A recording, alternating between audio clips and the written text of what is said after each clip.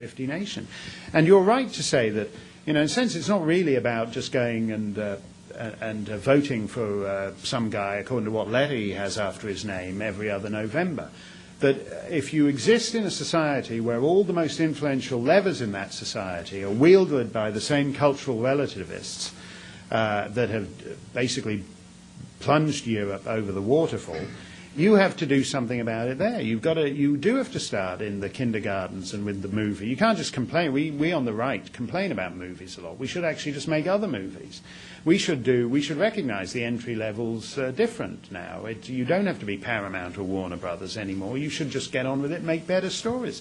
I'm astonished, that the difference now. I mean, I mentioned Professor Zinn. Professors have always been crazy. They were crazy in the 1930s. But what's worrying is that back then in the 1930s, the professor may have been crazy, but the little nice village school marm with her hair in a bun, she had her marbles. Well, now the village school marm with her hair in the bun doesn't have her marbles.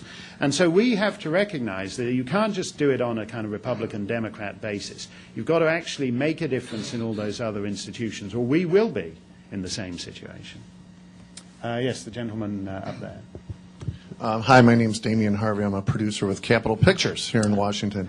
My question goes back to the one previous to the last one asked, and I think that the absence of imams and other Islamic leaders protesting against the violence that's being carried out by Muslims worldwide is conspicuous by its absence. And I'm wondering if you could talk about that.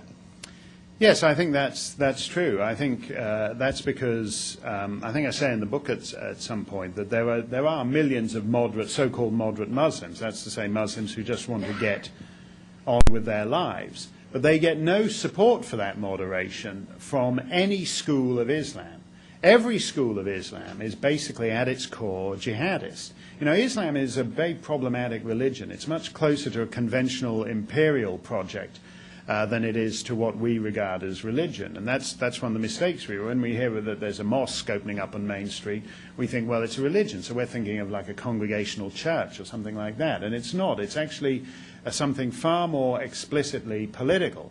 And most of the surveys that have been done, the Mounties did one up in Canada, and they concluded that some 85% of imams in Canadian mosques were hardcore radical jihadists.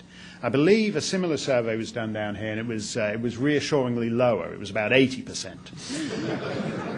So clearly, the broad Muslim population is actually more moderate than their imams, and I think that is the great problem, is that all the lobby groups, all the imams are actually very, very extreme and have great, what we would call great scriptural authority for their extremism. I would say, in fact, that we are turning into moderate Muslims. We are becoming moderate Muslims. That, in fact, the host communities in most Western nations are developing the same quiescent attitudes to this subject that the moderate Muslims have. Keep your head down. It's better not to publish the book on this subject. It's better not to do the TV show on this subject. Or it's better to actually suck up to these guys. They've just started in Canada last night. They did the first episode of a new sitcom called Little Mosque on the Prairie. And it's about a small town out in the prairies that's got a Muslim community. And what is the core joke of this show? It's that the white folks in that town are like just dumb, ignorant rednecks who are stupid enough to think that every Muslim is an extremist and a terrorist. And the Muslims function like the gay characters do on American sitcoms.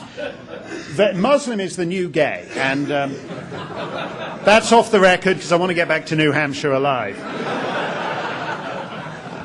But Muslim is the new gay in the sense that the gays, if you watch a sitcom here, the gay guy, the gay best friend says all the brittle, the principals are neurotic, they can't handle it, and the gay, witty, brittle gay guy says all the charming, amusing, sophisticated things. And that's how in Little Mosque on the Prairie, the rednecks are all neurotic and paranoid, and it's the Muslim people who say all the brittle, witty, sophisticated, amusing things.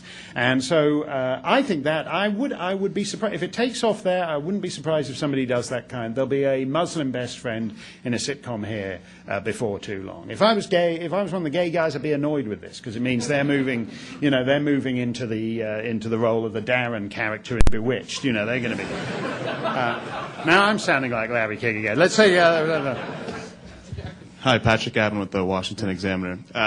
In President Bush's speech tonight, given the current political climate, he's probably going to have to play it a little bit safe down the middle of the road, which strikes me as not in keeping with your proposition to really show your guns, show that you mean business. So if you were to write his speech tonight, what would sort of be your money quote? What would be the main message? What would be in the newspaper headlines tomorrow morning?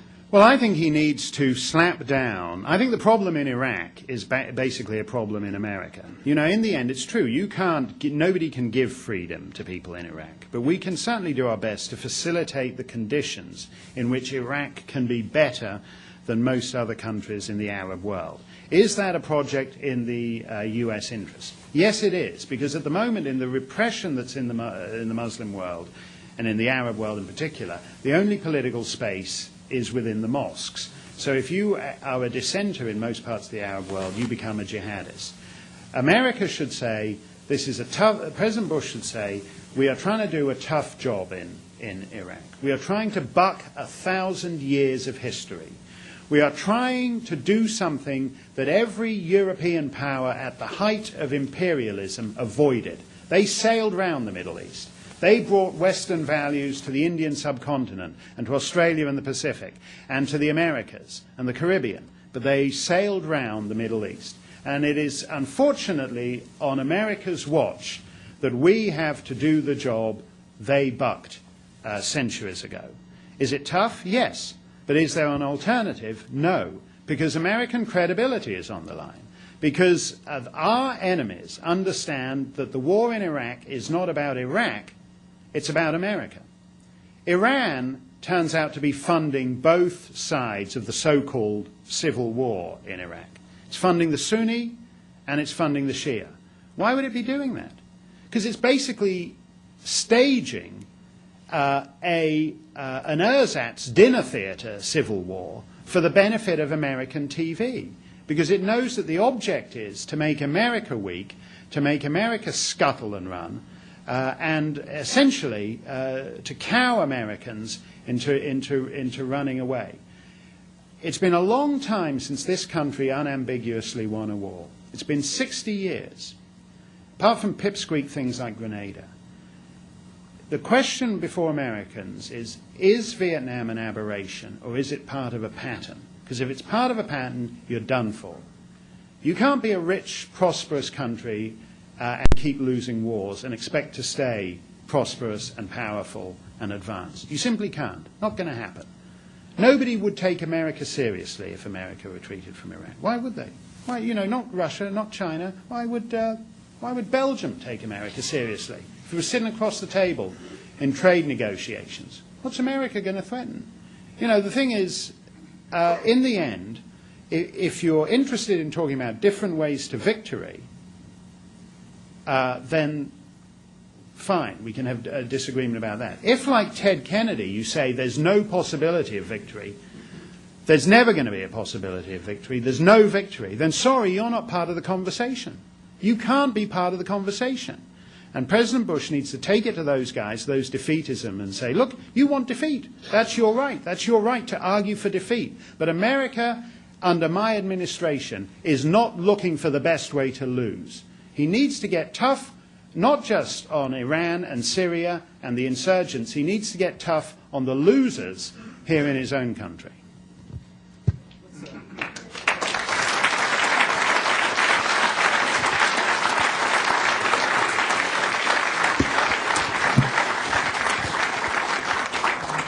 Thank you, Mark, and thanks everyone here. Mark Steyn is offered to actually sign some books out front, so if we'll just take a moment to let him get out there, and there'll be maybe 10 minutes that he has more with us today. But once again, everybody, please join me in the Heritage Foundation in thanking Mark Steyn for joining us today.